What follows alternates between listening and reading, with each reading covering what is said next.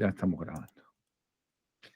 Nama Om Vishnu Padaya Krishna Prestaya Bhutales Imate Bhaktivyavava Purimahara Swami Tinamine Yasya Prasadam Bhagavad Prasadam Yasya Prasadam Nagati Kutupi Dayan Stupan Stasaya Sastri Sandhyam Bandi Guru Sichanan Naravindan Omagyati Virandasya Yayak Janan Salakanan Chaktulu Militan Janatan Misri Gurave Namaha Panchakal Pataru Vecha Kripa Sindhuve Vecha Patitanam Pavanebio Vasnampebio Namo Namaha.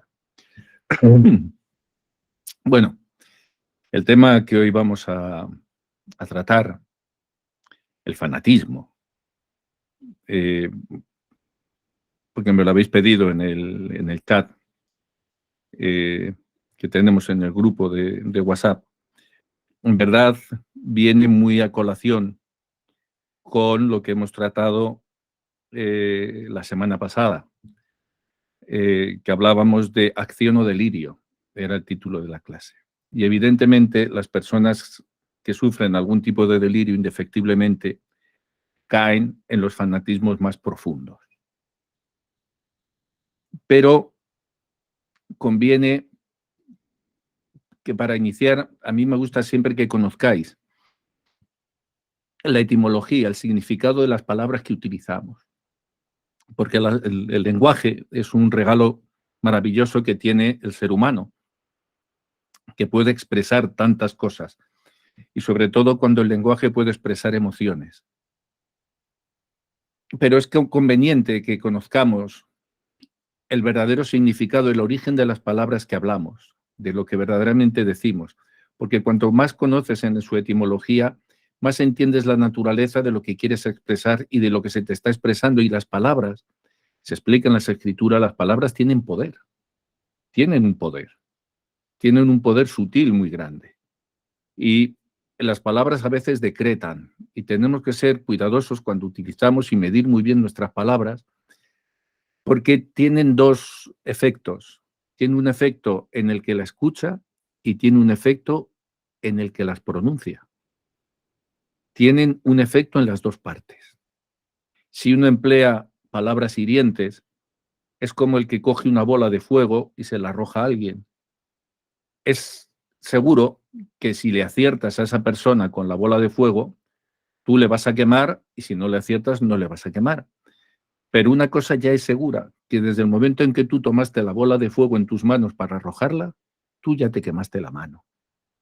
Desde el momento en que ponemos en nuestros labios, en nuestra lengua, ponemos una palabra, ya estamos saboreándola, ya está entrando el aspecto sutil de la palabra, está produciendo su efecto.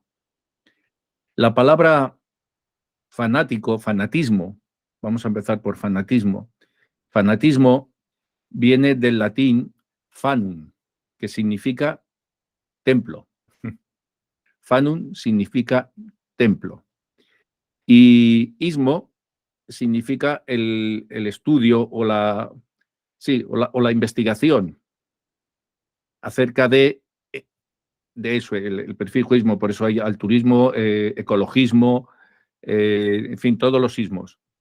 Egoísmo es el estudio del ego. Es la introspección hacia el yo, ¿no? Entonces, fanatismo viene de ese vocablo. Desde tiempos de Roma, desde la antigua Roma, fanum era el templo. Y el fanático era quien guardaba el templo y especialmente por las noches. ¿Por qué? Porque el que estaba por las noches, el que lo cuidaba de los ladrones, era el que le ponía más cuidado, más celo en la vigilancia, ¿no? Los porteros de los templos, que eran los vigilantes nocturnos, pues obviamente ellos tenían un gran celo, ponían un gran cuidado, ¿no? Una gran vehemencia en el cuidado del templo. El vocablo, poco a poco, fue designado, se convirtió también en el adepto exclusivo de un templo o de un santuario de una divinidad. Eres fanático de Zeus o eres fanático de este dios. Se fue convirtiendo poco a poco en ese uso. Mirar, es curioso porque además en el mundo clásico, en Roma, lo normal era el sincretismo religioso. El Imperio Romano era profundamente sincrético y adoptaban libremente diferentes cultos, diversos cultos.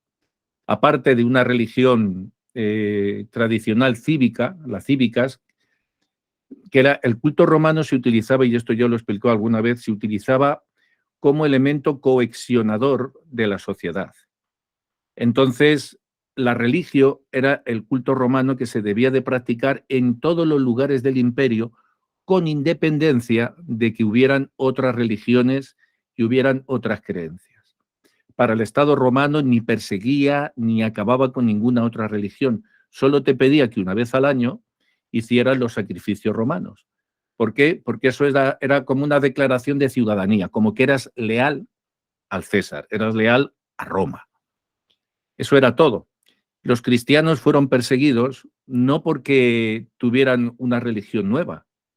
No es cierto, los cristianos fueron perseguidos en Roma cuando se negaron a practicar los sacrificios romanos, a practicar la religión. Y para los romanos, quien practicaba la religión, pues eran los religiosos, y quienes no lo hacían, o los pueblos que no pertenecían a su mundo, era la superstitio. De ahí viene la palabra superstición. Para ellos el resto de las religiones eran superstitio, ¿no? De ahí viene nuestra palabra supersticioso. Entonces, es curioso, ¿no? Cómo el sincretismo romano, después, por eso pudieron mantener cohesionado ese imperio, después se fue fraccionando y al final llegamos a la palabra fanaticus, que es el que está centrado exclusivamente en su idea, en su culto, originalmente. Hablar del fanatismo es complicado. ¿Por qué es complicado en psicología hablar del fanatismo? Porque es complicado hablar del fanatismo sin caer uno mismo en su propio fanatismo, en sus prejuicios. Entonces, por eso es un tema un poco complicado desde dentro de las ciencias sociales, dentro de la sociología y dentro de la psicología, ¿no? Pero, mirad, es un hecho indiscutible, indiscutible, que es más que cierto, o probablemente cierto, por decir que es absolutamente cierto. Mirad, los mayores crímenes de la historia, en número y crueldad, no se han realizado esgrimiendo motivos egoístas, aunque os parezca increíble. No se han realizado esgrimiendo motivos egoístas, sino en nombre de supuestos ideales elevados. Esto es así a lo largo de la historia. La historia del hombre es testigo de que una persecución despiadada y persistente solo puede venir de una convicción fanática. Y esto es así, y ha sido así a lo largo de la historia del hombre. Una persecución que es despiadada y persistente solo puede venir de una convicción que es fanática. Hitler, si recordamos el caso de Hitler, que yo creo que es el fanático más conocido de nuestra época, ¿no? Fue también el promotor de la persecución más sangrienta que ha conocido la historia.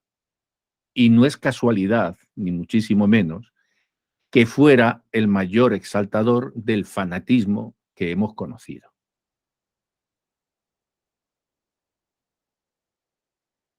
Aunque os parezca increíble, son los, entre comillas esto, los idealistas y justicieros los más radicales y crueles. ¿Por qué pueden ser tan radicales y crueles los fanáticos? Estos supuestos idealistas del ideal religioso, del ideal político, estos justicieros. son los más radicales y crueles, porque fijaros bien en esto, ellos no alegan, creen no tener motivaciones personales e insisten en que luchan por los ideales del grupo. Se proclaman de esta forma. Creen que están luchando por el bien del grupo. Y esto es peligrosísimo, porque lo que hacen es que esconden su ego, lo diluyen en el ego colectivo. Entonces no son autorreferentes, no se pueden analizar, no se pueden ver, porque se han volcado en el grupo y el grupo es su justificación de la existencia. Mi vida se debe al partido nazi, mi vida se debe a los devotos, mi vida se debe a este culto, mi vida se debe al Real Madrid, al Boca Junior, qué sé yo, tantas cosas. Así que el aspecto más grave del problema del fanatismo es la destructividad. La destructividad actual que ya puede tener el fanático en este momento, lo que le está diciendo, o potencial. El fanático siempre es un destructivo en potencia. Siempre es un destructivo en potencia. Y tan pronto como la idea fanática entra en su cabeza, empieza a tomar forma, ya es un ser destructivo. Termina por destruir la convivencia en el grupo donde está, eso sí, culpando siempre a los otros, nunca será culpa suya. Pero termina por criminalizar además todo el que se salga del valor que él tiene establecido, que tiene que ser lo que él considera que es por el bien del grupo, ya está fuera, está anatemizado. No, ya está excomulgado. Mirad, técnicamente, estamos en una edad que podríamos, que algunos científicos dicen que es la edad atómica, ¿no? Hemos pasado la edad de piedra, la de bronce, la edad de hierro, etcétera, etcétera. Y podríamos decir que técnica e intelectualmente estamos viviendo en la era atómica. Sin embargo, emocionalmente vivimos todavía en la edad de piedra, creerme. Vivimos en la edad de piedra. Puede que nos sintamos superiores a los aztecas, por ejemplo, ¿no? Porque que en un día festivo sacrificaron a 20.000 personas a sus dioses, en un día festivo, ¿no? Y ellos lo hacían en la creencia de que con esos sacrificios el universo pues iba a mantener en el camino debido. Pero nos creemos superiores, insisto, a los aztecas que podían sacrificaron a 20.000 personas en un día festivo. Sin embargo, nuestra sociedad, nosotros sacrificamos a millones de hombres para diversos fines que nos creemos nobles y justificamos la matanza, como hicieron los alemanes, como están haciendo ahora los rusos en Ucrania. Los hechos son los mismos, solo las racionalizaciones son diferentes. Los hechos, el hecho fanático es el mismo. Simplemente lo único que varía de un fanático a otro es la racionalización. Pero con independencia de la racionalización, el resultado es el mismo, la persecución, el prejuicio, la destrucción. Albert Einstein dijo una frase muy lapidaria también. Dijo algo así como, es más fácil romper un átomo que el prejuicio. Dijo esto, es más fácil romper el átomo, y fijaros con lo que se encadena, que el prejuicio. Y también dijo que la potencia desencadenada por el átomo ha cambiado todo, salvo nuestra manera de pensar. La potencia desencadenada por el átomo lo ha cambiado todo, salvo nuestra forma de pensar. Seguimos anclados en los mismos patronos, en los mismos formas de conducta. Lo que perseguimos a través de estas clases es que podáis desarrollar un nuevo modo de pensar, un nuevo modo de pensar, para que se puedan romper las cadenas. El hombre necesita un nuevo modo de pensar. Lo viejo tiene que dar paso a lo nuevo. es muy importante. Si no aprendemos, si no rompemos estas barreras, nunca vamos a poder avanzar, ni materialmente, ni espiritualmente, ni en ninguno de los aspectos. Hay distintos tipos de fanatismos. Hay diferentes tipos de fanatismos y de características de las personas fanáticas. En los diferentes tipos de fanatismo, lo que prima en todos y cada uno de ellos, escuchad bien esto, en los diferentes tipos de fanatismo, lo que prima por encima de todo es una renuncia al ser individual. ¿Ok? Ese es el primer síntoma del fanatismo. Ese es el hilo conductor donde se enhebran todos y cada uno de los fanáticos del mundo. Es la renuncia al ser individual. La persona se siente gratificada al fusionarse de una manera que él cree simbiótica con un grupo, ya que esto le protege de las incertidumbres y de los riesgos que implican, ¿sabéis qué? Sus propias decisiones, sus propias decisiones. Y entonces busca un grupo que le proteja de esto, que le proteja de esto.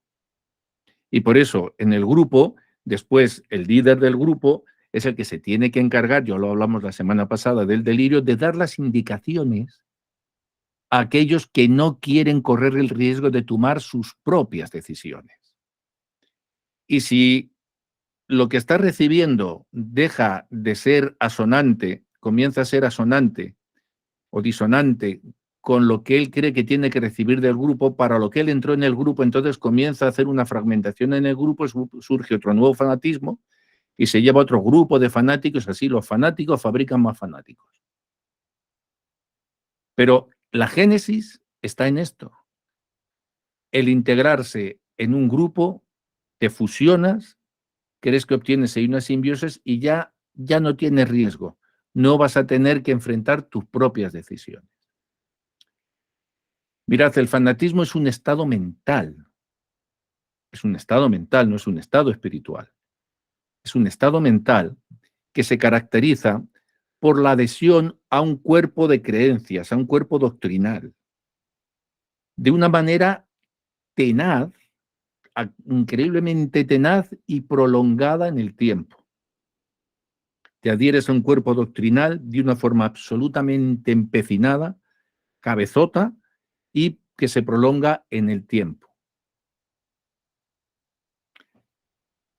Esa adhesión que puede ser, nos adherimos a una teoría, a una cultura, a un modo de vida, a una religión, está siempre, las personas fanáticas, ¿no?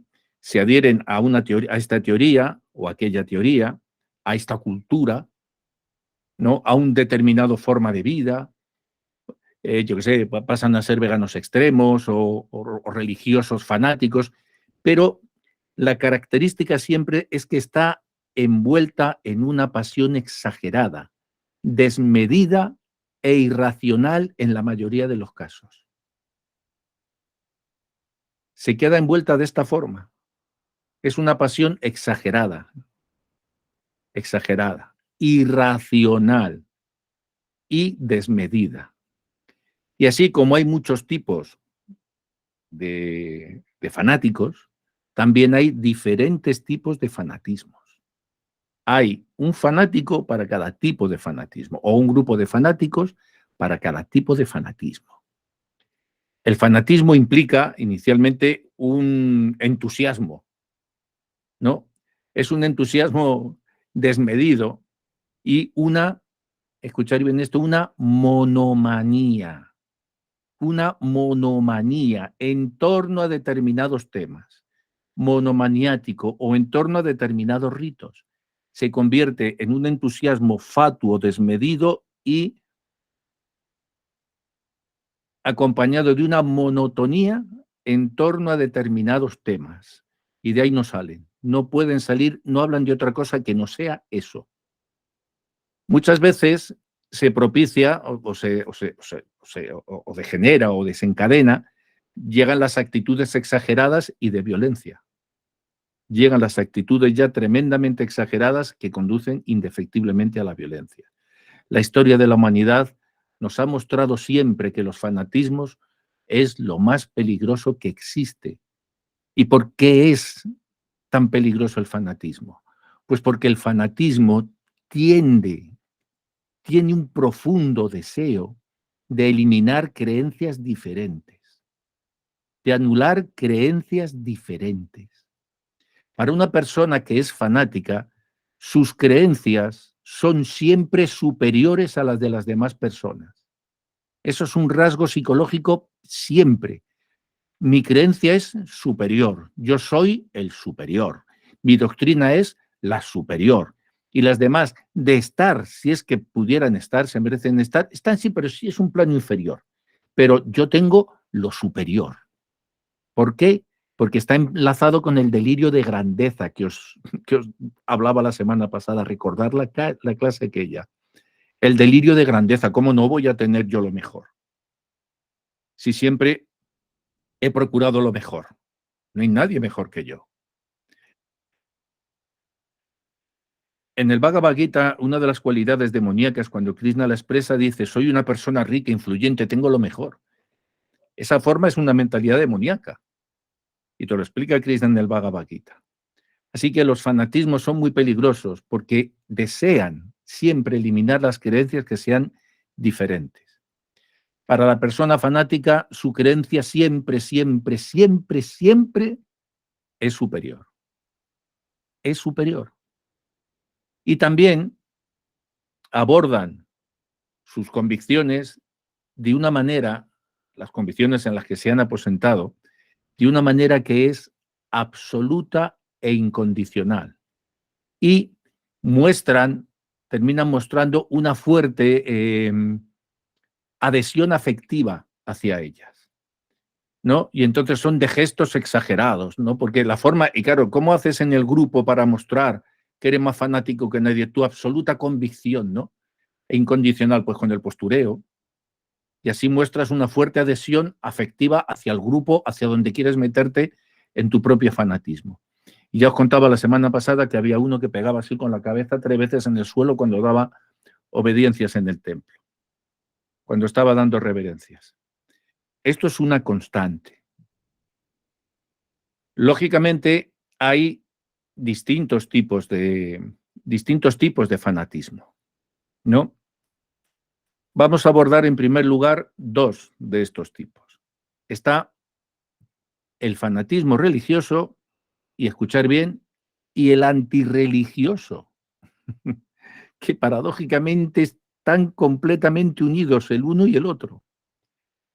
El fanatismo religioso, obviamente, pues es el fervor desmedido por una religión sin ninguna intelectualización. Es la adhesión firme al grupo y a sus ritos sin más pensamiento. Y el que es un fanático religioso le lleva a la incapacidad absoluta para admitir la diversidad. El fanático religioso no puede admitir la diversidad en su grado extremo. O es mi doctrina o no hay ninguna. Esto lo podéis ver ahora mismo pues, con los talibanes, los del ISIS, los de Al-Qaeda. No hay más. O sea, no hay más. Alá es Alá, Mahoma es su profeta y todo lo demás hay que pasarlos a cuchillo. Hay grupos que no te pasan a cuchillo, pero no es porque dentro de su ideología no estuviera al hacerlo, porque siguen considerando que son superiores, siguen despreciando a los demás. Lo único que pasa es que todavía son cobardes, no se atreven a hacerlo, pero les encantaría. Les encantaría. Lo que pasa es que todavía su cobardía no son un grupo lo suficientemente numeroso como para poder sublevarse, amotinarse. Pero si tuvieran la oportunidad, que no os quepa la menor duda, que lo harían, lo harían. Así que este fanatismo, el fanatismo religioso, lo que pretende es una sociedad que esté anclada única y exclusivamente en unas normas fijas que ha fijado su grupo y inmutables, sin cambio alguno. Eso es lo que persigue el fanático religioso. Y el fanático antirreligioso, por extraño que nos parezca, es muy similar, porque se trata de un sujeto, se trata de un grupo, de un tipo de fanatismo que se basa en el activismo y en una propaganda vehemente, en un activismo y una propaganda vehemente en contra de alguna o algunas religiones, o de todas, generalmente suele ser de todas, ¿no? Pero hacen un activismo vehemente en contra de cualquier religión. Y su principal característica, la principal característica del fanático antirreligioso es la imposibilidad para poder valorar, apreciar las ideas religiosas de otros. No encuentran nada bueno en ellas, nada bueno en ellas, y denostan sistemáticamente todo lo que hagan. Yo he conocido a anormales que han llegado a decir que un misionero que está en África, que está haciendo tal, es muy inferior a él porque él es vegetariano, que es como para salir corriendo. Yo pertenezco a este grupo religioso, aquí somos vegetarianos, y ya esto es el sumum. O sea, convierten en virtud la dieta de una cabra. Les hacen superiores, las cabras son vegetarianas y no se dan tanto pábulo, pero convierten dentro de su fanatismo lo que está haciendo un misionero dejándose la vida, ¿no? Ayudando a los demás en una situación tal, eso no tiene que ver porque yo soy vegetariano. Pero se llega a este tipo de cerrazón, de estupidez, de parálisis mental, de estar descerebrado. Pero el activismo y la propaganda vehemente de los ateos también es muy peligrosa porque además, al final, ya no, ya no, ya no se focalizan ni siquiera en una religión en concreto. Por ejemplo, hombre, en China están persiguiendo, por eso veis, los fanáticos ateos del gobierno chino. El comunismo persigue furibundamente las religiones. Ahora concretamente a los musulmanes en China los tienen fritos. El gobierno chino los tiene, vamos, metidos en campos de concentración. Pero ellos ya adoptan una forma de fanatismo que van directamente al Ser Supremo. Dios no puede existir. Dios no puede existir. Y entonces el fanático antirreligioso es igual o incluso a veces más peligroso que el fanático religioso, o por lo menos se igualan. Los extremos se tocan. Los extremos están mucho más cerca de lo que uno se piensa. Y al fanático antirreligioso, pues le resulta esto, le resulta completamente imposible y entra en ira, como le digas que eres religioso. Luego tenemos los fanáticos políticos, ¿no? ¿El fanatismo político qué es? Pues simplemente es una defensa a ultranza de una ideología, de un partido, de un movimiento u opinión de un sociólogo. Bueno, pero en definitiva es eso, no es la defensa a ultranza de una ideología. Y exactamente igual, ponen una pasión desmesurada, son intolerantes y llegan incluso a la violencia contra las personas que no comparten la misma opinión. Y es exactamente lo mismo. Es el activismo desmedido a favor de un partido o de un líder político.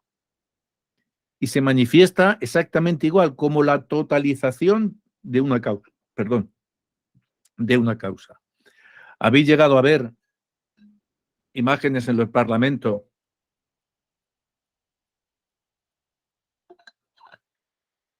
de parlamentarios dándose de bofetadas? Imagino que sí lo habréis visto, han salido imágenes a veces bochornosas. En un parlamento los propios diputados se lían a galletas, liándose a bofetadas. Los scratches que se hace cuando va un representante de un partido político, va a una universidad o va a dar un mitin en tal sitio y aparecen los fanáticos del otro a destruirle, a reventarle, porque le niegan directamente el derecho a existir. No puedes existir. No puedes existir. Y de ahí los insultos que vemos que tan delicadamente se cruzan toda esta panda de sinvergüenzas que gobiernan el mundo. La forma en la que se crían, así, en ese tipo de ambiente. Dice, hay un dicho que dice, cría niños sin límites y te sacarán los ojos. No van a ser los cuervos. Tú crías niños sin límites. Cuando el hombre ya no tiene límites, desgraciadamente estos fanáticos crían otros fanáticos. Luego también hay otro tipo de fanatismo, que es el fanatismo cultural. El fanatismo cultural. Y el fanatismo cultural corresponde también con una defensa absolutamente a ultranza de tu cultura y la negativa a cambiar de cultura, a tus hábitos culturales. Y esto guarda relación pues, con el impulso, por así decir, ¿no? y la conciencia de una determinada identidad cultural. Por ejemplo, la identidad cultural occidental, la forma de vida occidental, la forma de vida oriental, la forma de vida, veis que son diferentes formas de vida, más allá de la religión, sin religión y tal, pero son determinados valores culturales distintos. Y hay quien es fanatismo, pues tanto de la cultura occidental pues, como de la cultura oriental. Y existe igual ese deseo de eliminar todo aquello que represente una diferencia. Todo lo que represente una diferencia se elimina. También tenemos fanatismo deportivo, exactamente igual. ¿Qué es el fanatismo deportivo? La exacerbación. El fanatismo siempre se caracteriza por la exacerbación. ¿Y qué es lo que se exacerba en el fanatismo deportivo? Pues el espíritu de competencia. El espíritu de competencia. Un fanático deportivo puede llegar a ser agresivo. Uy, voy a poner, perdonad, voy a poner un segundo en silencio el teléfono móvil, que me he dado cuenta que no lo tenía. Un fanático deportivo os decía que llega a la violencia, ya lo habéis visto en los estadios, en las cafeterías, se asaltan unos a otros, porque quieren imponer su propia bandera sobre la del otro. Lo de Boca contra los de River, los de Real Madrid con los del Barcelona, los del Inter con los de la Roma, los del Manchester con el que sea. Pasa en esta forma. Es terrible, pero se llegan a agredir en mitad de la calle. Se llegan a agredir en mitad de la calle y quedan para darse palizas y se atacan furibundamente. También hay fanatismos que están orientados también a estilos de vida, pues tengo que vivir como un hippie. Y claro, el punto es que cuando se te mezcla también, mirad, se te mezcla el fanatismo religioso unido con el estilo de vida y le vas sumando todo eso y al final tienes un macrofanatismo, estás atrapado estás manejado, eres una marioneta con 1000 hilos fanáticos que te están moviendo. Hay gente que es fanática de grupos musicales, el rock, y se formaban formas de vida en torno a ello. Por ejemplo, hay fanáticos de las pseudofilosofías, yo qué sé, de la farándula. En los años 50, en Inglaterra estaban los mods y los rock eran unos iban en motos Vespas y otro, hay una película muy buena, Cuadrofonía, creo que era así, que te refleja muy bien esto. La batalla, los propios pandillas callejeras, las propias maras, que se ve ahora desgraciadamente también en Centroamérica, en Hispanoamérica, que hay tantas, y todo esto del grupo de las pandillas callejeras es exactamente igual. Son grupos fanáticos donde tú exacerbas el ideal, tú te metes allí, quieres ser aceptado y allí metes tu responsabilidad. Y no hay nadie mejor que tu grupo, que la panda a la que perteneces. ¿Cuáles son las características de las personas fanáticas? Hemos hablado de los distintos tipos de fanatismo. Ahora, ¿qué características podemos ver en las personas fanáticas?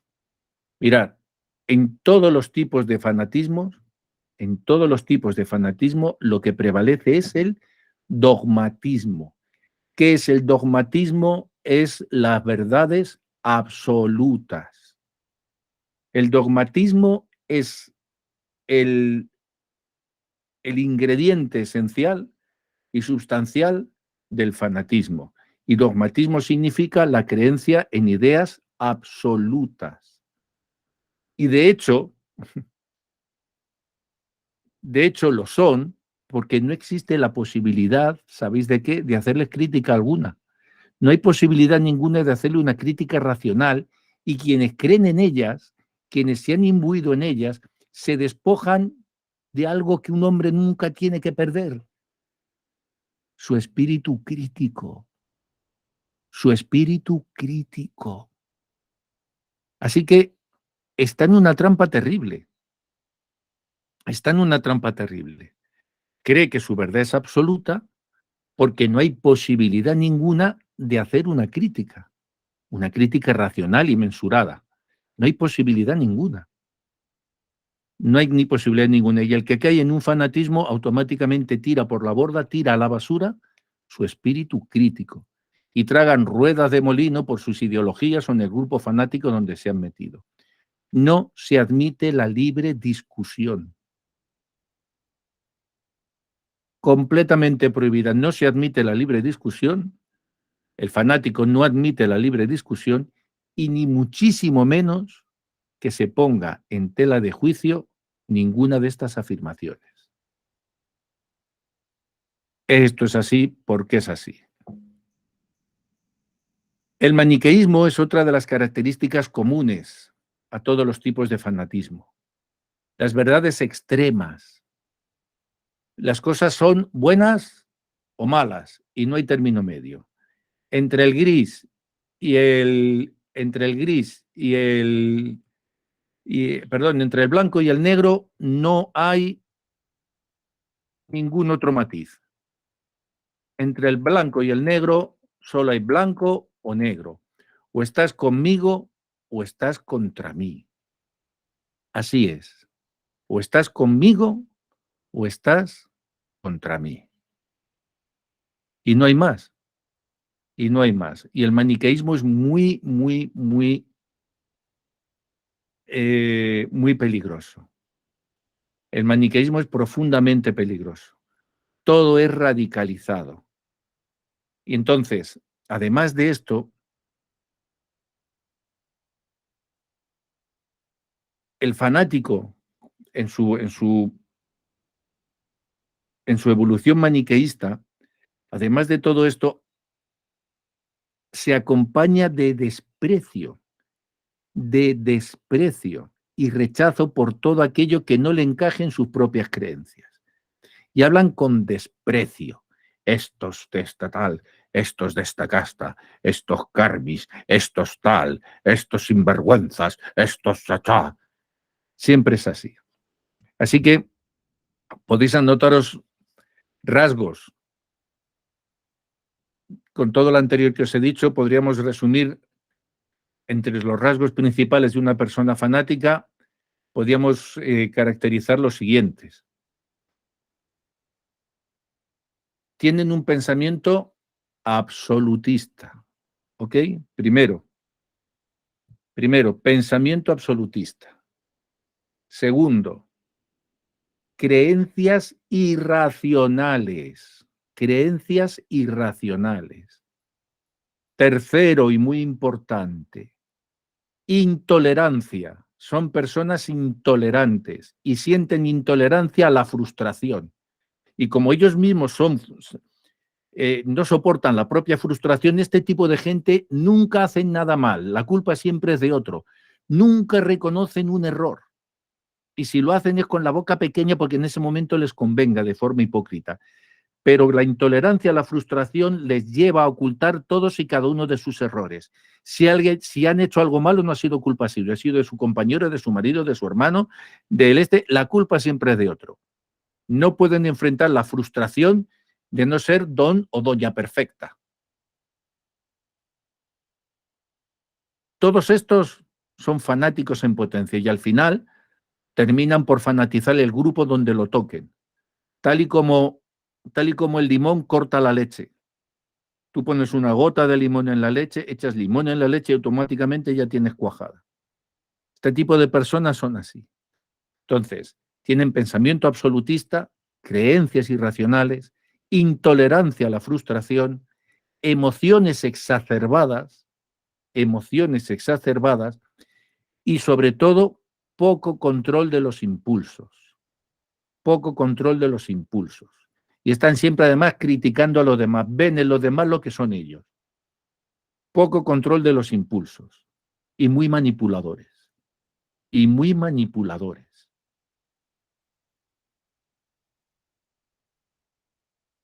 Los diferentes tipos de fanatismos, obviamente, como ya os he explicado antes, están asociados con una supresión o una disminución de la individualidad.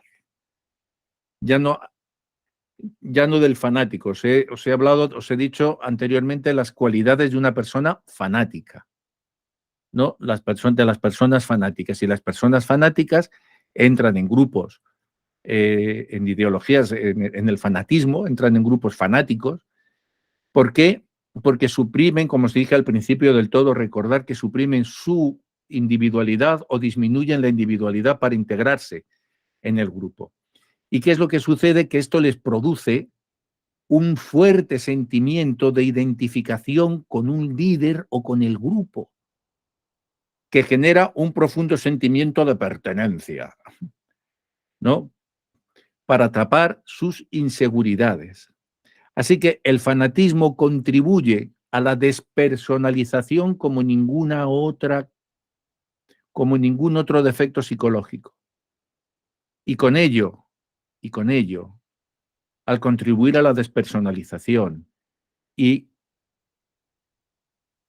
al despersonalizarse, al ceder su individualidad en el grupo, se da la reducción de las vivencias individuales que van a dar significado a tu vida. Las verdaderas vivencias individuales que darían significado a tu vida se van a diluir, se van a diluir. Y lo que es aún peor, mirar, es que la persona fanática termina creyendo a pie juntillas que posee todas las verdades y que ha logrado encontrar todas las respuestas. Yo lo tengo muy claro, yo lo tengo muy claro, lo tengo muy claro. Y esto te lleva a no permitir que nadie critique tus ideas, porque eso ya no entra en su modo de concebir el mundo, ya no entra en su modo de, de, de ver el mundo. Ya fabricó una visión del mundo que es la suya y es inamovible. En todos los tipos de fanatismo, lo que podéis apreciar es un rechazo a la libertad. La primera víctima del fanatismo es la libertad. La libertad. En el fanático no es posible el avance del conocimiento. No es posible. Y en general, representan un gran riesgo para el tejido social, para la sociedad, para el entorno. Por cuanto sus acciones, todo lo que ejecutan, tienden siempre a la ruptura, tienden mucho más a la ruptura que a la integración con los otros. Y cuando en un grupo que trata de mantener un espíritu abierto surge un fanático, entra, busca el refugio en el fanatismo, lo que hace es que crea su propia facción y destruye. El fanatismo destruye la integración con los otros. Se carga la convivencia. El fanatismo destruye la convivencia salvo entre fanáticos. Salvo entre fanáticos. Pero no hay ningún problema porque para el fanático religioso se van a ir al infierno los demás, pero él se va a ir al cielo porque está haciendo lo mejor. Entonces, es muy difícil, creedme, es muy difícil sacar a la persona de este mundo del fanatismo. ¿Y por qué es tan difícil? Os estaba diciendo antes, ¿no? Que no aceptan ninguna crítica, no aceptan discutir nada. El fanatismo lleva aparejado, lleva imbricado otro problema exacerbado, que es el sesgo de confirmación. Y el sesgo de confirmación es un peligro tremendo, tremendo, tremendo, el sesgo de confirmación. ¿Alguna vez os habéis parado a pensar de dónde vienen vuestras opiniones? ¿De dónde vienen vuestras creencias? ¿Os habéis parado a pensarlo realmente? ¿Os habéis parado a pensar, decir, ¿de dónde vienen mis creencias? Las opiniones que estoy teniendo, ¿cuál es su fuente? ¿Cuál es el origen? ¿De dónde vienen mis opiniones? Si sois como la mayoría de las personas, probablemente, digo probablemente, pensaréis que vuestras convicciones son el resultado, sobre todo los que ya tenemos más canas, ¿no? Son el resultado, pues, de años de experiencia, de análisis objetivos, perdón, de los análisis objetivos de la información que hemos tenido disponible. Pero la realidad, queridos devotos, es que todos nosotros caemos, todos caemos en un error muy común y que nos pasa totalmente desapercibido la mayoría de las veces y que se llama sesgo de confirmación. Sesgo de confirmación. Aunque nos gusta pensar y nos gusta creer y nos gusta imaginar que nuestras opiniones son racionales, lógicas y objetivas, lo cierto, lo cierto es que muchísimas de nuestras ideas a menudo se basan en el hecho única y exclusivamente de que prestamos atención de forma selectiva. Prestamos atención de forma selectiva. ¿A qué? A la información que verdaderamente defiende nuestras ideas. A eso es a lo que le prestamos atención. A la vez que ignoramos inconscientemente aquella información o aquella parte de la información que no comulga con nosotros. O lo que es lo mismo, vemos lo que queremos ver y oímos lo que queremos oír. Así es. Vemos lo que queremos ver y oímos lo que queremos oír. La atención selectiva. Cuando vais conduciendo un coche y vais, yo qué sé, vamos conduciendo, yo qué sé, aquí en España, vamos de Madrid a Alicante, donde yo estoy, uno se pone una meta, quiere hacer ese viaje, ha salido con ese propósito, ¿no? O vas de Buenos Aires a Córdoba, vas conduciendo el coche. Tu propósito era hacer ese viaje. El conductor, que está encargado de llevar el vehículo, su información selectiva va a hacer que se fije en la señal de prohibido el paso, en el límite de velocidad, en el coche que está ahí delante, en los kilómetros que le faltan, en la gasolina que le queda al coche, en todo lo que guarda con la carretera. Y apenas ve el paisaje, el que va al lado le va diciendo, uy, ¿has visto ese pájaro? Uy, ¿has visto esa casa? ¿Has visto ese? No ha visto nada. Él está obsesionado con el viaje. No puede ver nada porque la mente es selectiva. Igual que es selectiva en una actividad de este tipo, la mente es selectiva en todo, creedme. Y es selectiva y acepta la información que defiende nuestras ideas e ignora aquella parte que no comulga con nosotros. Y así lo hace.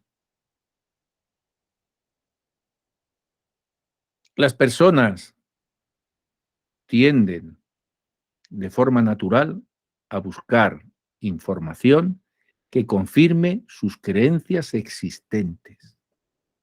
Lamentablemente, mis queridas y sensuales criaturas, este tipo de sesgo puede impedirnos mirar las situaciones objetivamente. No vas a ver la situación objetivamente, porque tú solo vas a buscar información que confirme tus creencias. Y lo que es peor es que también va a influir en las decisiones que tomas, las decisiones que tomamos y que llevamos a la práctica, las elecciones que hacemos pueden ser y son en muchas ocasiones deficientes o defectuosas por el sesgo de confirmación. Un sesgo de confirmación es un tipo de sesgo cognitivo e implica una tendencia a buscar y considerar de forma más intensa y selectiva aquella información que confirme lo que yo ya pienso.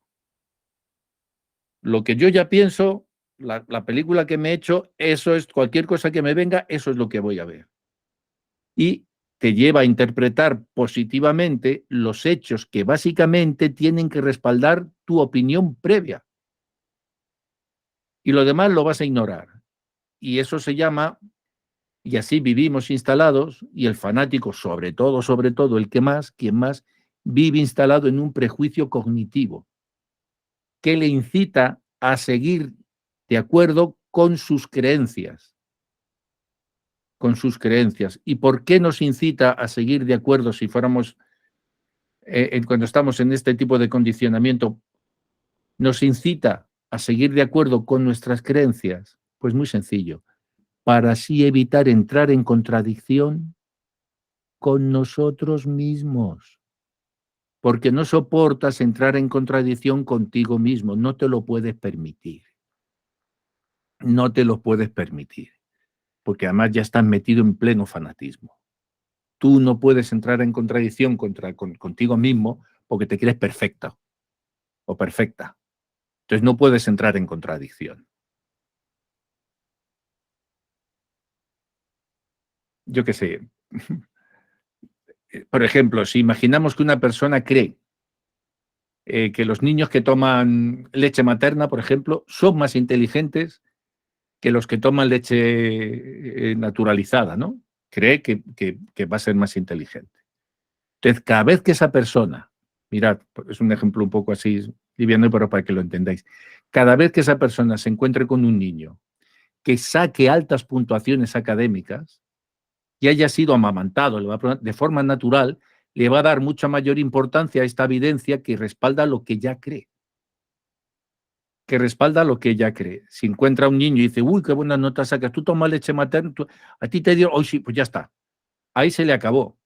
Ahí se le acabó. Y va a obviar a todos aquellos que tienen las mismas puntuaciones, pero que tomaban leche de sustitución. Lo va a hacer automáticamente, lo obvia. Este es el que me lo confirma, este es el que me quedo. Este es el que me confirma, con este me quedo. Y eso en un grupo religioso es peligrosísimo, porque el que te lo puede confirmar está creyendo a un imbécil, estás creyendo a un desaprensivo, pero como te confirma por tu sesgo de confirmación donde te han metido, comulgas con ruedas de molino. Y ya no es el personaje, sucumbes a tu propia ideología, eres prisionero de esa convicción fanática que has hecho, de tu sesgo de confirmación. Y es más, este tipo de personas incluso se ponen a buscar pruebas científicas que respalden aún más lo que están pensando.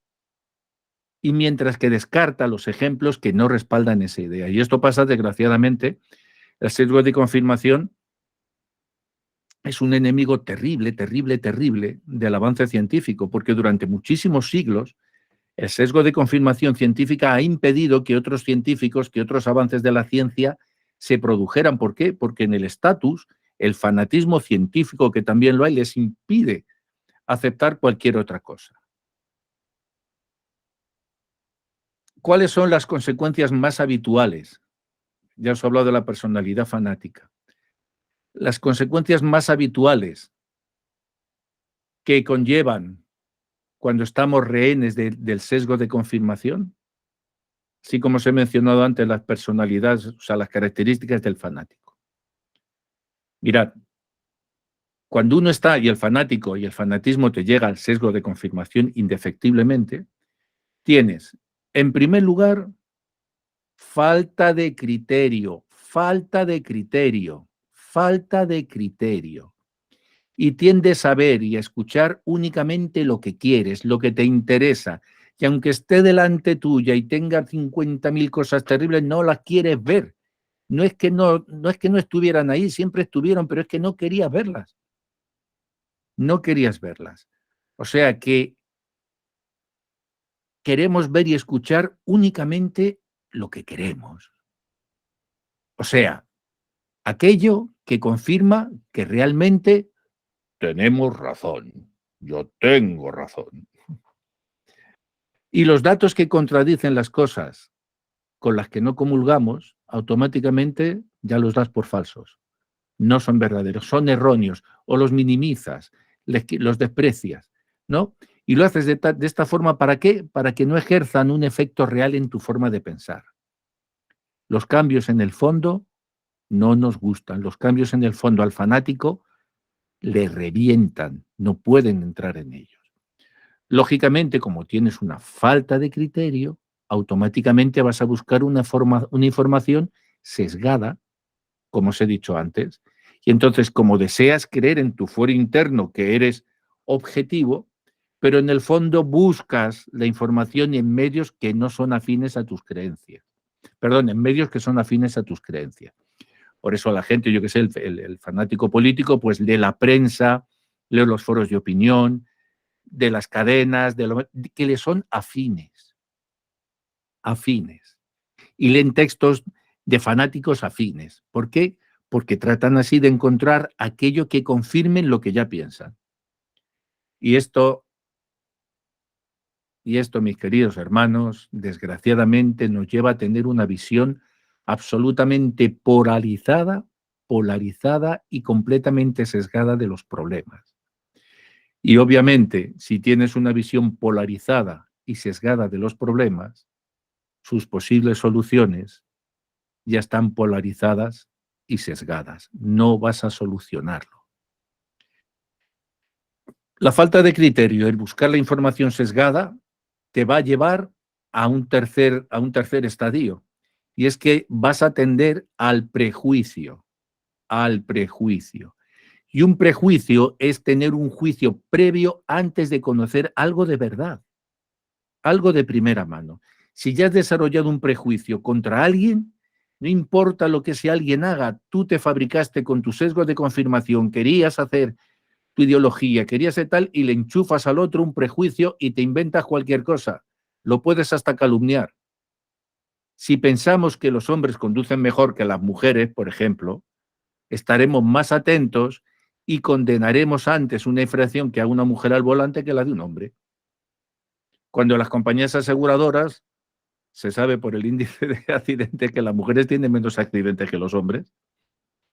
Así que una falta, por ejemplo, en un partido de fútbol, los fanáticos no la ven, la verán antes en el equipo contrario que en el suyo, y será más verídica las que hagan el penalti, el de aquel. Veis a los fanáticos del fútbol, eso sí que es el otro, no es penalti, no, porque en verdad no le dio con la pata, viste, iba al balón, no, eso está mal interpretado.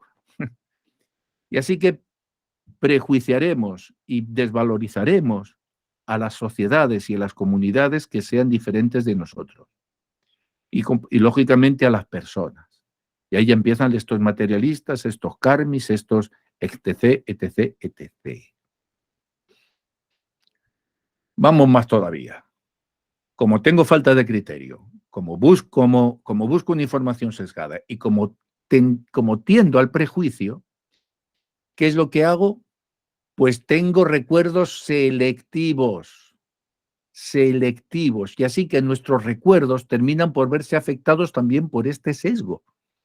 Y así tiendes a recordar los datos del pasado que más te convienen, los que te benefician de alguna forma a nuestras historias y los que reafirman positivamente el presente en el que estás. Por eso, dos personas nunca recuerdan de igual forma el mismo acontecimiento. Los recuerdos son tremendamente subjetivos. Por eso en criminología teníamos una asignatura que se llamaba y se llama Psicología del Testimonio, que ya en alguna ocasión os he hablado de este sesgo, ¿no? de esta conducta, ¿no? De la psicología del testimonio.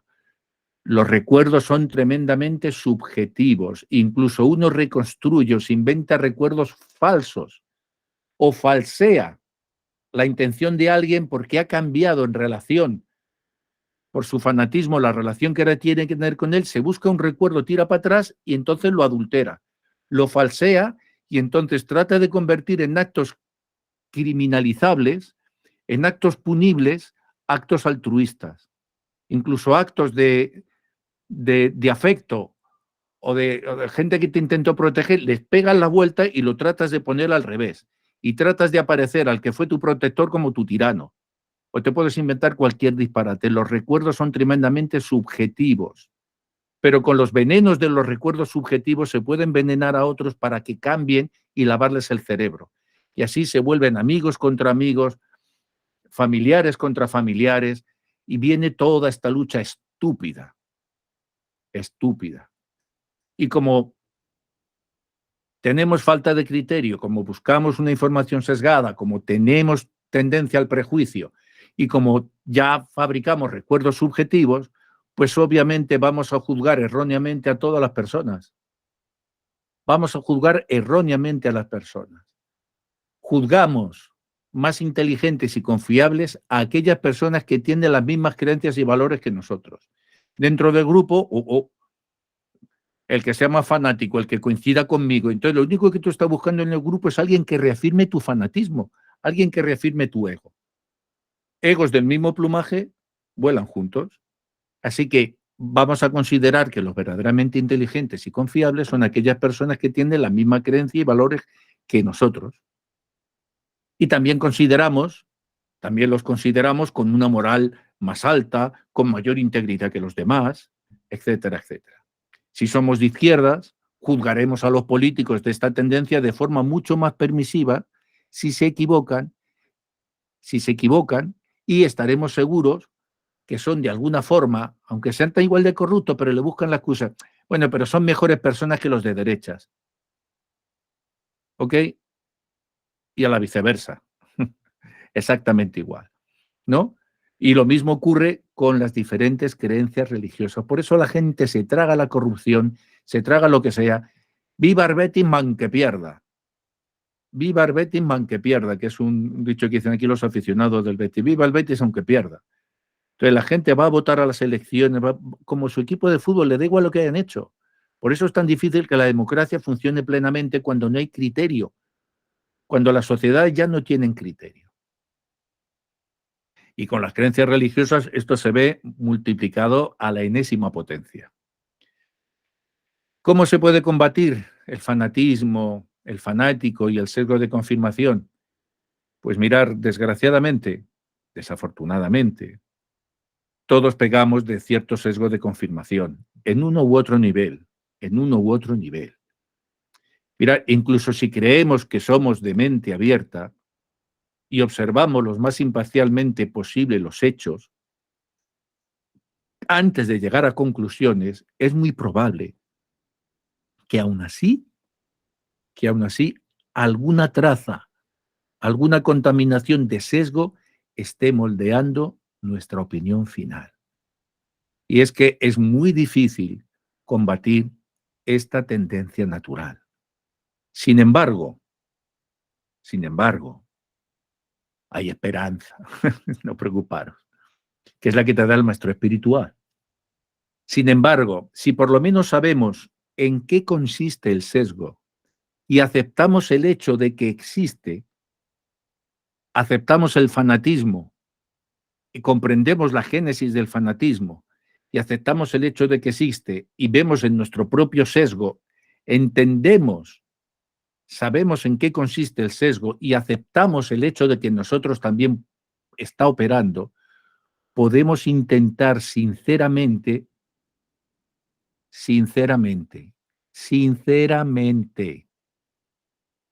reconocerlo. Porque luego hay mucha gente que lo hace hipócritamente. Ay, sí, yo reconozco que está mal. Pero es mentira, te estás regodeando. Lo estás haciendo por congraciarte si le has jodido mucho en el medio, en el entorno donde estás, para tratar de que todo, más o menos, las cosas vuelvan así, pero tú vas a seguir R que R por dentro, chucu, chucu, chucu, chucu, chucu, chucu, chucu, chucu. Pero si de verdad sabemos en qué consiste y aceptamos el hecho, insisto, de que existe incluso en nosotros, entonces de verdad, podemos intentar reconocerlo.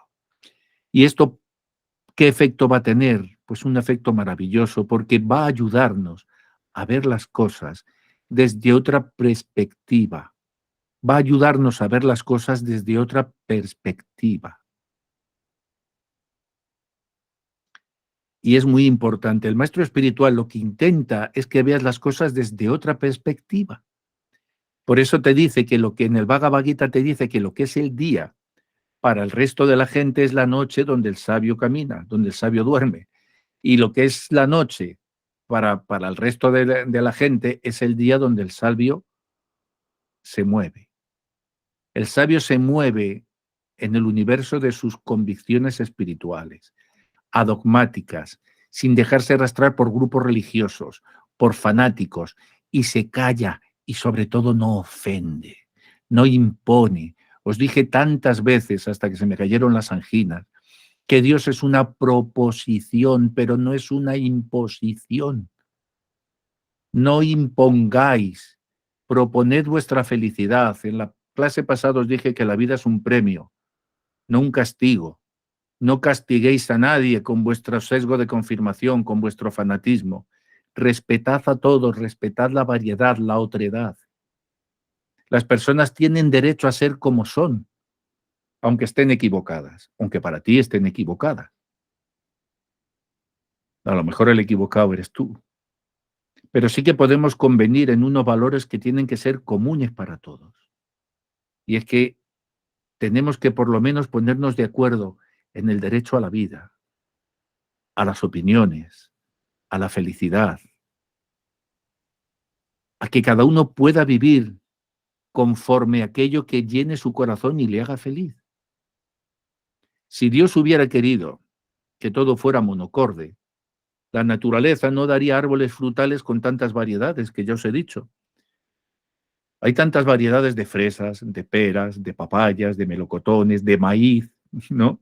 En Hispanoamérica, y una de las cosas que más me asombró cuando empecé a viajar por Hispanoamérica era la cantidad de maíz que había distinto. Había maíz morado, maíz amarillo, una cantidad de variedades de maíz que yo ni siquiera las conocía. Si Dios dispuso la variedad, si Dios dispuso la variedad, tratad de ver la unidad en la diversidad. Esa es la visión correcta. Ved la unidad en la diversidad.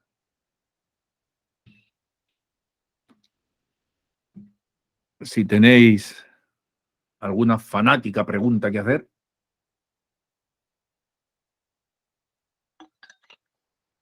Porque estos temas dan para mucho. Pero yo creo que con lo que os hablé la semana pasada de la acción y el delirio, y con esta del fanatismo, creo y espero sinceramente que os haya podido entregar los suficientes mimbres para que ahora cada uno de vosotros teja su propio cesto, no el mío, el vuestro. Y ahora cada uno de vosotros, con los mimbres que os he dado, con estos mimbres de conocimiento, tenéis que tejer el cesto. Haced vuestro cesto, pero a vuestra forma. Por favor, no lo hagáis a la mía. Porque el cesto es para mí. El mío es el que yo me hice, el que me cae a mí, a mi hechura. Ahora vosotros tenéis que hacer el cesto y tenéis que ver qué queréis poner dentro del cesto. ¿Qué flores queréis poner? ¿Qué frutos queréis poner? Pero es muy triste que a alguien le den mimbres para hacerse un cesto y una vez que se ha hecho un cesto para poner boñigas, que lo que hacen los fanáticos religiosos y los dogmáticos. Les das un cesto para poner boñigas. Claro, porque esto de la mayoría está muy bien, porque el pensamiento de un fanático es: como mierda, porque 3 millones de moscas no pueden estar equivocadas. Eso es a lo que lleva el fanatismo. Millones de moscas no van a estar equivocadas, así que voy a comer mierda. Pues hombre, mejor ten mente de mariposa, y así en un campo de excremento vas a buscar una flor donde posarte. Pero si tienes mente de mosca, ¿qué te va a pasar? Que en un campo de flores vas a buscar una boñiga donde aterrizar. Lalita, dime. Bueno, en función de eso, Vaibhava Puri dice que seamos como las abejas, que yo a veces a los alumnos de yoga se los comparto.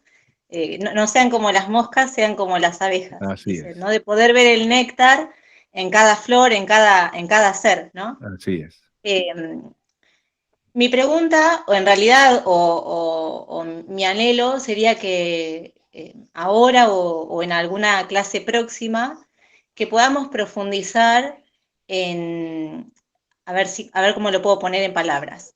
Nosotros venimos, tanto mi familia política, como mi familia de la que vengo de raíz, tienen una fuerte aversión al dogma, a los procesos religiosos, a todo lo que parezca sectario, y no, para que se entienda mi inquietud, ¿no? Entonces, Sí. nosotros estamos concretamente eligiendo un sendero, un proceso religioso.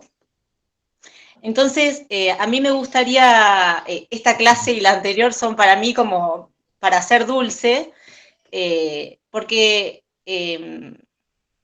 bueno, hay mucha información tanto para nosotros como también en esto de Para las los demás, familias, ¿no? sí, las clases Porque, que os doy no es para un grupo religioso, es para todo el mundo. eh, porque bueno, son fanáticos de lo no fanático, ¿no? Ya lo dije, los Entonces, antirreligiosos es otra forma de fanatismo. Así es. entonces a mí me gustaría como poder como profundizar o tener más elementos acerca de cómo seguir un proceso religioso, que es el que cada uno elija, pero de una manera sana.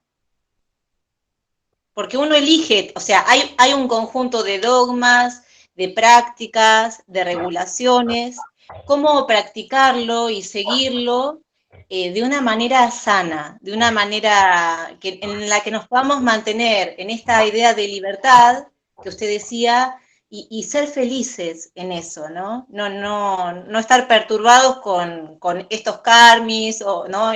Lo que el otro haga, deje de hacer, enfocarnos en uno y como dice Krishna, como practicar con alegría, cómo hacerlo para... porque yo elijo un proceso religioso, por eso le digo, mis familias han decidido directamente volverse aversivas a las religiones y a los dogmas.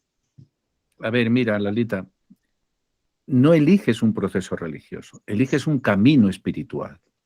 Las religiones son instrumentos temporales. Las religiones a veces son depositarias del camino espiritual y a veces se desvían completamente del camino espiritual.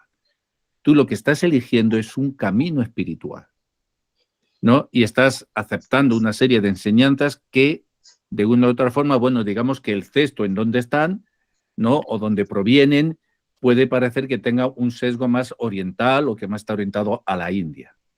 Pero en verdad, el Sanatana Dharma, incluso en esa propia enseñanza, se dice que no es una religión, que es un concepto universal. Tú puedes seguir esta misma doctrina, puedes seguir estas mismas enseñanzas y ser un cristiano, ser un musulmán, ser un hindú o no profesar ninguna religión. Porque para comunicarte con Dios es la elección tuya, porque es una relación de amor. ¿Entiendes? Y hay personas que pueden ser profundamente espirituales y no están vinculadas a ninguna religión. Y tienen su diálogo con la divinidad y sienten las emociones en su corazón y lo sienten todo. Entonces, lo que tienes es que vivirlo con naturalidad. Con naturalidad. Y lo primero que tienes que desterrar es el concepto del pecado, de la falta y de la ofensa. Todas esas cosas. Porque entonces, olvídate. O sea, yo me puedo disciplinar cuando entrenaba y todavía entreno con mis 60 tacos, ¿me entiendes? Y bueno, y tenemos a nuestra luchadora y todo esto, pero la disciplina que uno se pone a sí mismo es para sentirse fuerte y tal, pero luego no salimos a la calle dando galletas, ni es para que salga y al primero que se me cruce me bajo y ¡pumba! Y que me mete una patada. Yo no soy un guerrero en la calle, un guerrero se prepara para la búsqueda de la paz y a través de su adiestramiento lo que consigue es paz interior. No es la búsqueda del enemigo. Entonces, uno tiene que dejar de buscar enemigos y tiene que usar, Lalita, cariño, la inteligencia. Si tú sabes, si estás al lado de un depósito de gasolina, pues uno procura no encender fósforos, porque tú no puedes cambiarle la esencia a la gasolina. Como le pegues un chipazo, entonces si en tu entorno hay gente que todavía es así, no fricciones, no discutas nada con ellos. No hay nada de qué discutir. No tienes que discutir. No tienes que discutir. Simplemente con tu ejemplo, si a ti te ven felices, quien bien te quiere, te hará reír, no te hará llorar. Si alguien dice quererte de verdad y a ti te ve feliz, ve que eres feliz con tu pareja, que eres una buena madre, que tú eres un buen esposo, sois unos buenos padres. Cuando te ven, vas a tu casa y te ven feliz. Te ven que tú no has dejado de quererles, porque en todas estas cosas luego hay mucho egoísmo. A ver si me roban a la niña, a ver si me entiendes. Entonces lo que me la quiero es quedar para mí, que en todo esto hay mucho de eso. Y como en el grupo familiar es otra forma, puede ser también otro grupo fanático. ¿Me entiendes? Porque es donde yo me proyecto, ese es el patriarcado, del que tanto se habla ahora, ¿no? Y que quiere ser sustituido por el matriarcado. O sea, que es un completo disparate, porque salen de un ismo al otro, de un egoísmo al otro. Pero claro, ¿qué les pasa? Que se les mueven los cimientos, pero ellos están en ese otro tipo de fanatismo, que te lo he explicado al principio. El fanatismo antirreligioso es igual de peligroso. Entonces, ¿cómo puedes hacerlo? Vívelo con naturalidad, Lalita, con naturalidad. Y sobre todo, no te esfuerces como si esto fuera una materia de estudio, no estás sacándote la licenciatura, no te estás sacando una carrera. Y no necesitas que te den un título de nada. No necesitas que te den un título de nada. Vívelo con naturalidad, y aprende a ver a Dios en todo, y en la medida que empieces a ver a Dios en todo, vas a ver que el mundo es maravilloso, porque ve a Dios en todo, en lo bueno y en lo malo. Hoy les decía a los devotos al inicio de la clase que estaba mi suegra en el hospital, porque está muy malita, vive con nosotros aquí, le ha dado una hemorragia interna y le tuvieron que meter 1,5 litros de sangre. Casi se va. Y hoy dándole la comida, mi suegra no es vegetariana, no puede ni yo solo veo. ¿Cómo le deben poner que sea sido toda su vida así? Pero es una persona increíble, increíblemente buena, servicial, ayudando a todo el mundo. Hola, Surata, ¿te vas? Y nos vemos. Y hoy yo le estaba dando la comida. Mira, yo estaba comiendo pescado. La habían puesto en el hospital. Llevaba 4 días sin comer. Pues yo he estado cogiendo porque no puede comer y apenas la mano, pues yo le he estado partiendo el pescadito y se le está dando a ella. ¿Cuál es el problema? ¿Cuál es el problema? Y yo he conseguido que mi familia, mis suegros, nos aceptaron plenamente a los devotos. Porque al final, y ella es de una comunidad cristiana, ha sido siempre católica, pero por sus obras los conoceréis. Tus acciones, que hablen por ti tus acciones, no tus palabras. Que hablen tus acciones, pero dándole de comer, lo que te estaba diciendo, estaba comiendo bacalao, y le puse así, y se quedó así, y fíjate, estaba saboreando la comida, claro, después de 4 días sin comer, y me dijo lo siguiente. Me dijo, hijo, ¿sabes de qué me he dado cuenta? De que la vida es un sabor, nada más. Es muy breve. Me dijo, es un sabor. Y como tú lo saborees, y el sabor que le vayas a sacar va a depender de ti. Dice, si le quieres sacar amargor, después va a ser tarde, porque vas a vivir con el sabor amargo. Y es un sabor, no te va a dar tiempo a saborear más, solo tienes una. Si no la saboreas, y me ves como Krishna te habla desde cualquiera, de una anciana de 93 años, sin apenas estudios, para morirse en el hospital. Y me miró muy profundamente y me dijo, hijo, la vida es un sabor. Y luego me cogió la mano, me besó así la mano, me dijo, ay, qué hijo más bueno tengo. No, y me dice, la pobrecita mía, me dice, ¿cómo ha pasado el tiempo? Ahora se ve con 93 años, a mí me conocí cuando yo tenía 18 años, y ahora tengo 61, ¿no? Y por eso la reflexión dice, es que me he dado cuenta cómo ha pasado el tiempo. Y la vida es un sabor, como el de esta comida. Y fíjate, me estaba aconsejando ella a mí, me dijo, saboréalo, hijo, saboréalo, que yo ya me voy. Yo ya no puedo saborear más. Dice, pero tú estás a tiempo. O sea, que ves cómo Krishna te está siempre hablando. Siempre hablando. Pues yo he apreciado muchísimo más, créeme, esa frase que me ha dicho, con todo el amor que me lo ha dicho nuestra madre, la abuela, con ese pozo que dan los años, de haberlo vivido, de haberlo realizado, Lalita, de haberlo realizado. Es decir, olvídate de tal, saborea la vida. Como os dije la semana pasada, que la vida es un regalo, no es un castigo. Y dice Subal Haribol, dice, creo que se necesita de un medio ambiente para ser fanático y un medio ambiente para darse cuenta de que se cayó en el fanatismo. Pero ¿cuál es el detonador para que uno se dé cuenta de ello? Estoy de acuerdo que uno por ser vegetariano no es superior a nadie. De hecho, uno puede ser vegetariano pero sigue siendo violento para con uno mismo como hacia los demás. Usted habló de las cabras, pero las cabras no se la pasan con los lobos. Creo que es una cuestión de compartir ideales. Vamos a ver. Compartir ideales es maravilloso. Lo que uno no puede compartir son maldades. Lo que uno no puede compartir con los demás son imposiciones. Imposiciones. Y claro que las cabras no andan con lobos, pero las cabras no se creen lo que no son. Son humildemente cabras. Y no piensan que su rebaño es superior al de las ovejas o es superior al de los lobos. Son humildemente cabras. El problema que tiene el fanático es que cuando está en su rebaño cree que su rebaño es superior al de los lobos. Ese es el problema. Ese es el problema. Y no hace falta un grupo fanático para que te hagas un fanático. Está ya en tu carácter, en tu sesgo de confirmación. Te surge solo.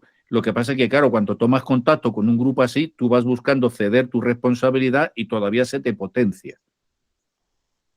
En la India tengo un libro a medio hacer, que era un guión para una película y ahora lo estoy pasando a una novela. Se llama Nimba, este libro. A lo mejor, mira, Lalita va a ser el que vas a ilustrar.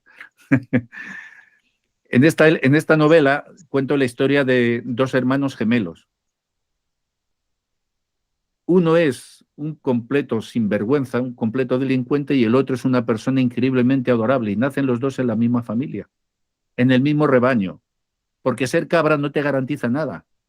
Nacer en un rebaño de cabras no te garantiza que vayas a ser una buena cabra, puede ser un pedazo de cabrón.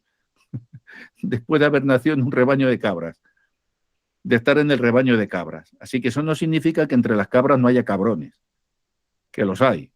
Entonces, no te voy a contar para no hacer spoiler, no puedo contar la novela entera, pero bueno, en un momento dado, esta mujer está en la India y le pregunta a un sadhu, está a las orillas del Ganges, y le pregunta a un sadhu, le cuenta el problema que tiene con sus hijos. Dice, es que uno era una persona increíblemente altruista, humanitaria, espiritual, tal, y el otro es un sinvergüenza, un canalla, Y entonces el sabio le dice lo siguiente, el monje le dice lo siguiente, dice, mira, ¿ves el agua sagrada? ¿Ves el río sagrado? Es el mismo río y es la misma agua, es la misma tierra. Y en las orillas del río sagrado crece el nimba y el mango. Crecen el nimba y el mango. El fruto del mango es absolutamente dulce. El mango es completamente dulce, mientras que el nimba es completamente amargo. Los dos son de la misma tierra, han tenido la misma agua. ¿Dónde está el problema? En la semilla, en lo que traes. El problema ya está en la semilla. Está en la semilla. Y como está en la semilla, se va a su debido tiempo, de tal semilla va a venir tal fruto. Y como esa semilla ya la traes y la traes de otras vidas, por eso te vas de cabeza al grupo fanático. Y terminas por buscar la justificación. Termina por buscar la justificación. Cristo te dice en el Evangelio, sed sencillos como palomas, pero astutos como serpientes. Sencillos como palomas, pero astutos como serpientes. Y cuando reza al Padre por sus discípulos, le dice, Padre, te pido por mis discípulos, te pido por ellos, porque ellos ya no pertenecen al mundo. Por eso el mundo les odiará. Lo dice así. Cuando te sales del fanatismo, ¿me entiendes? El mundo también te va a dar lo suyo, porque el mundo está lleno de fanáticos. Está lleno de fanáticos. Y sobre todo porque no nos gusta tener la responsabilidad de nuestra vida. Los occidentales, sobre todo, somos esclavos de la moda. ¿Habéis visto la cantidad de veces que la moda te cambia la cosa? Todos con la cresta así, todos con la cresta así. Ahora todos, ¿qué se va a llevar este verano? Y uno va, un seguidismo, todos allí. ¿Cómo vas a salir a la calle así si eso ya no se lleva? Coño, a mí qué me importa que no se lleve, lo llevo yo. Que me abriga. Entonces hay que ser natural, hay que ser natural. Y obviamente, uno tiene que buscar sin sectarismos, ni dogmatismos, ni fanatismos, la asociación con personas que representan valores universales de tolerancia, de convivencia y de amor. Y eso lo puedes encontrar en tu iglesia los domingos, en el sermón, en la mezquita donde oras, en el templo con los devotos con los que estás, o en la calle con la abuelita que está echando migas de pan, que está echando las migas de su tiempo a las palomas, porque se le está acabando la vida, pero tiene una experiencia riquísima. Y algunas veces si uno se sentara a hablar con un anciano le podría contar y enseñar tantas cosas, pero ahí está el abuelo arrojando las migas de su tiempo a las palomas, ¿no? Pues tienes que verlo en todo, en todo. Pero no te creas que tu iglesia y tu grupo es lo único, es lo único. El problema no está en que tengas una iglesia, que pertenezcas a una iglesia. El problema es que piensas que tu iglesia y tu grupo es el único, el mejor y el que está por encima de todos los demás. Ahí es donde la friegas. Y los ateos tienen derecho a ser ateos, no hay que ir a convencerles de nada. Déjales en paz, es su elección. Pero yo, mi sesgo de confirmación, mi fanatismo me lleva a considerar, no puede haber otro. No, es que si no, ¿cómo voy a estar yo equivocado? A ti no te revienta que el tío sea ateo, lo que te jode es no tener razón tú. No vaya a ser que no la tenga. Mira que si al final el ateo va a tener razón, no lo puedo consentir. Es como el que va al médico y dice, fui al médico y me dijo que o dejo de fumar o que no vuelva. ¿Y tú qué vas a hacer? Dice, pues no volver. Pues yo quiero seguir fumando. ¿Entiendes? Sé feliz, Lalita, de verdad. No dejes que nadie te robe la felicidad. Vas a ver a Dios tantas veces en la mirada de tu hija, en la mirada de tu esposo, en la mirada de tus semejantes. Y en tus padres, aunque sean ateos, no importa, quiérelo lo mismo. Porque todo eso se cura, ¿sabes con qué? Con amor. Si tú sigues dando amor, el amor es imparable. Nadie te va a frenar.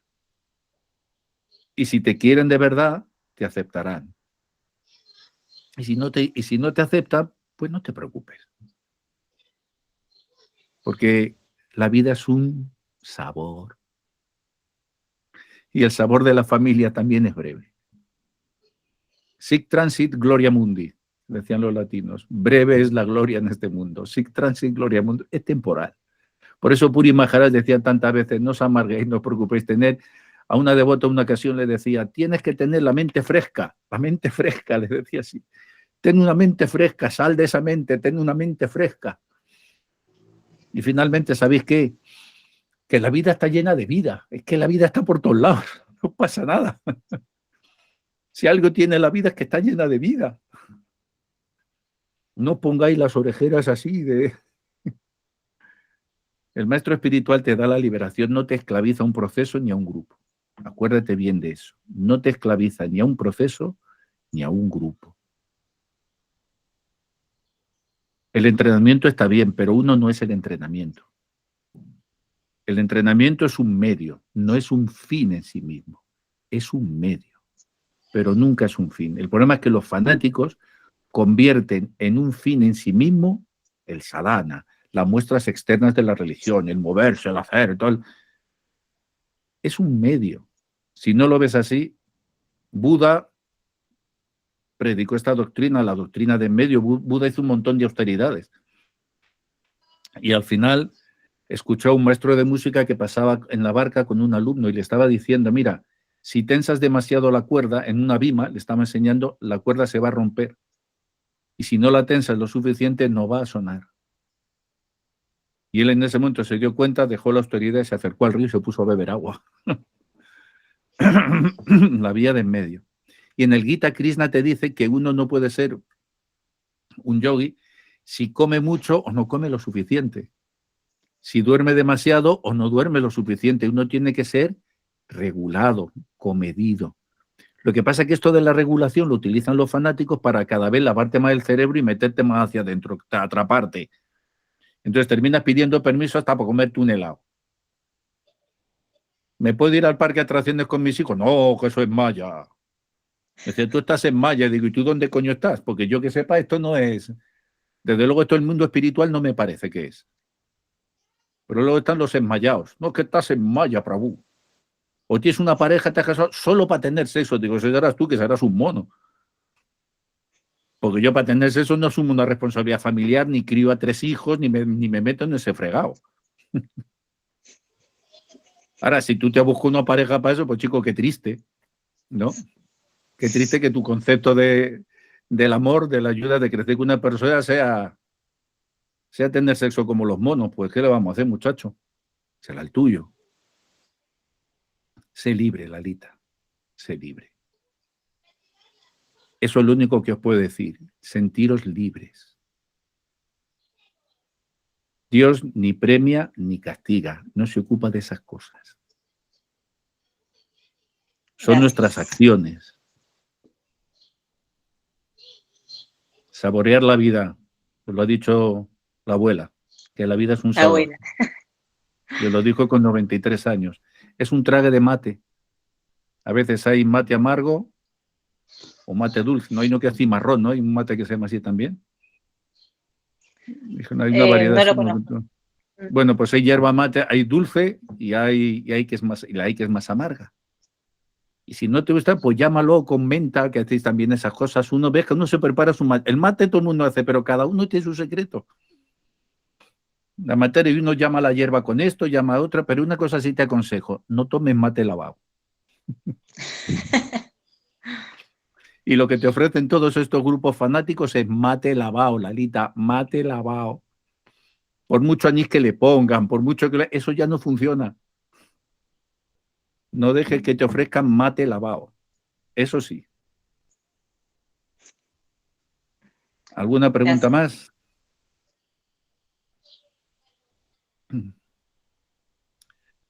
Bueno, pues entonces vámonos fanáticamente a seguir con la semana. Vamos a detener la grabación.